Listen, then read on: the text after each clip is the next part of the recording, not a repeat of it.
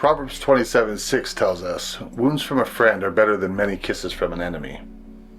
If you think being a good man means being an agreeable one, that by never pushing back, by never holding a line, and by never saying a hard no, you are mirroring the patience of Christ, then you need to hear this. That isn't patience, it's fear. And when you choose that kind of niceness instead of doing the hard work of holding a line, you aren't protecting the people you love, you're just soothing them while they bleed out. Now sit in that verse with me for a second, because there are only two men in it. There's the friend, and the friend wounds, and there's the enemy, and the enemy flatters. That's it. Those are your two options. God doesn't give you a third one where you stay quiet, keep everyone comfortable, and still get to call it love. So here's the question this whole video is going to put in front of you.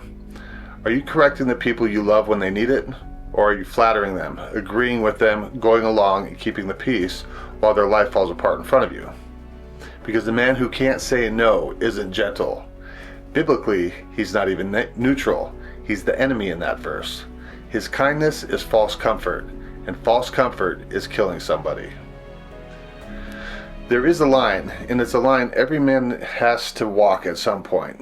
The friend holds that line because he loves you enough to wound you. The enemy never holds a line at all. He just keeps appeasing, he keeps smoothing things over, and keeps saying what feels safe, right up until the funeral. The line isn't a wall, it's a fence around something worth protecting. Today, we're looking at why Christian men stop saying no, and why God's wisdom says that if you aren't willing to wound the people you love, you aren't actually loving anybody. Now, functioning is not the same as living. I spent a decade drifting around, paying for peace with my own dignity. I was the flatterer. I told people what they wanted to hear, and I called it humility. And the hardest pill to swallow is that the church gave me the language to call that gentleness. It wasn't gentleness, it was emotional cowardice. We've been taught that if you're a man of God, you're supposed to be a doormat. If your parents cross a boundary, you smile. If your wife treats you with contempt, you stay quiet to keep the peace. But that isn't biblical. I don't want you to take my word for it.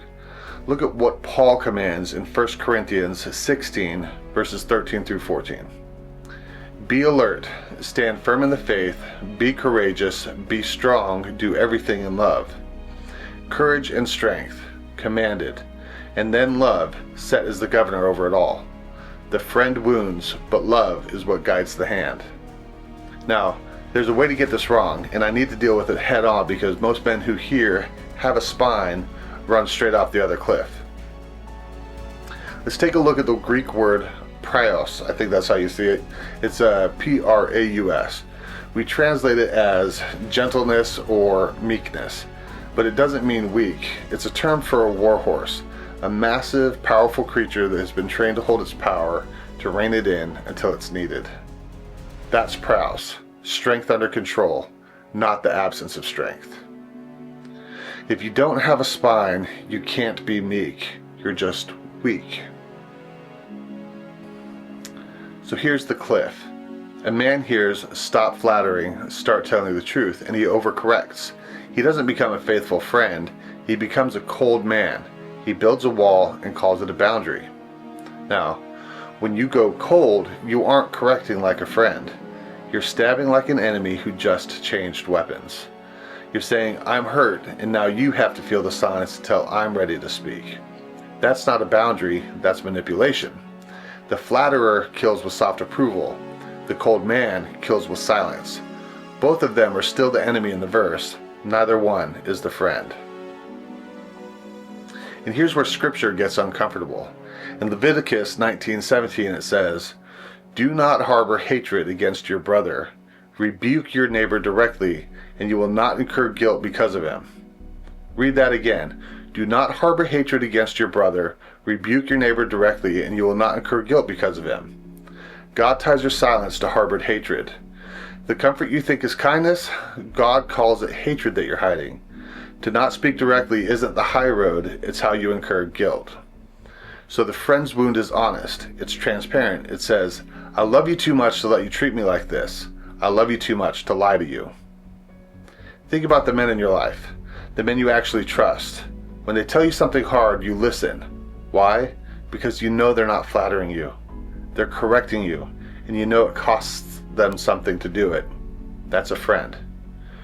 When you hold a line, you have to know the difference between protecting and punishing.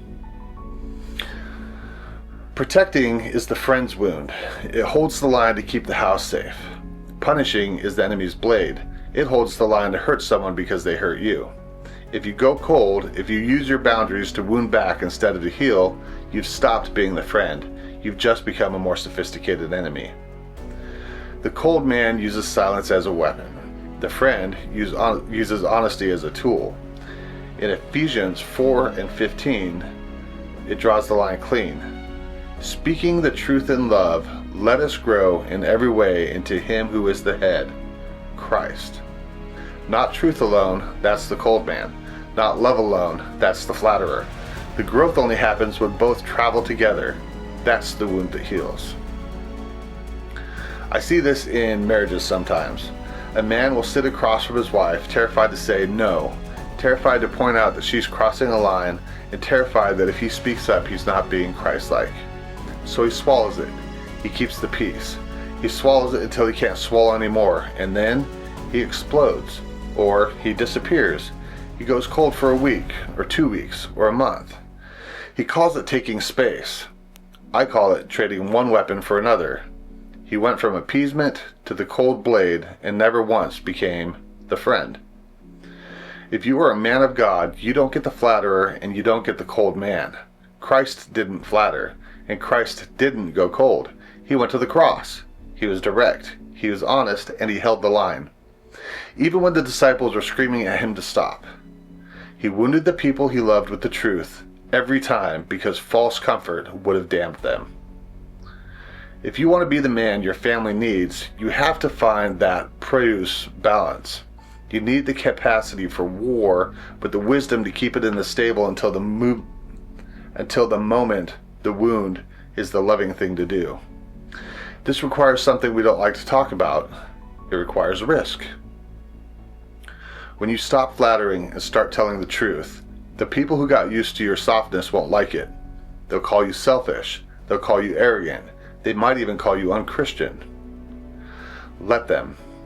A wound from a friend was always going to be less popular than soft approval from an enemy. That's the entire point of the verse. If your definition of Christian is the guy who never says no, you need to redefine your terms. So how do you stop flattering, and where do you start? This will start with finding where you've been paying for the peace. Where are you keeping your mouth shut when you should be speaking up? And where are you handing out false comfort instead because a wound feels like it's too expensive? It's the stuff that makes you feel hollow at 2 in the morning. It's the yes you gave your boss when you knew you had no capacity. It's the "it's fine" you said to your wife when it wasn't fine. Every one of those was appeasement, and every act of appeasement cost you a piece of your spine. You wounded the people you love because you love them enough to tell them the truth, even when it hurts. And don't mistake that wounding for cruelty. In Hebrews 12:6, it says, "For the Lord disciplines the one he loves and punishes every son he receives."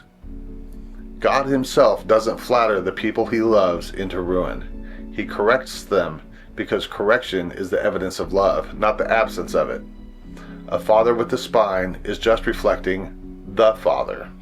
Because sometimes a wound from a friend is exactly what someone needs to wake up, and false comfort is exactly what puts them to sleep for good. If you happen to be a man who's functioning but hollow, it's time to stop paying for peace with your life. It's time to stop appeasing. It's time to become the friend who's willing to wound. It's time to find your spine. We're going to walk through 3 specific frameworks for building these boundaries in our next deep dive. For now, find the places where your peace has just been false comfort and maybe drop a comment below. Until then, I'm Wade, and this is God and Grit.